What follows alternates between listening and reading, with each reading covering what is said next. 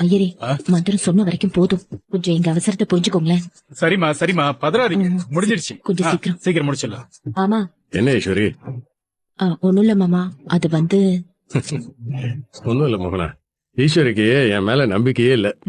நான் அந்த காசை கொடுக்கவே மாட்டேன்னு நினைக்கிறாப்ல போல. ஐயோ, அப்படிலாம் இல்ல மாமா. என்ன மாமா நீங்க எப்படி சொல்றீங்க? இப்ப என்ன, உனக்கு நான் அந்த 1 கோடி ரூபாய இப்பவே கொடுக்கணும், அதானே? மனசார கொடுக்கறமா?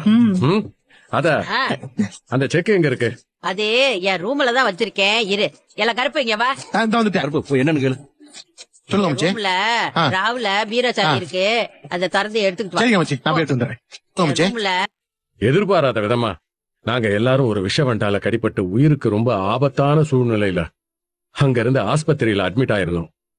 அந்த நேரத்துல எங்க எல்லாரையும் காப்பாத்தணும்னா காட்டுக்குள்ள போய் அந்த வண்டோட கூட்ட உடைச்சு அதுக்குள்ள இருந்து மருந்தை எடுத்துக்கிட்டு வரணும்னு ஒரு வைத்தியர் சொன்னார்.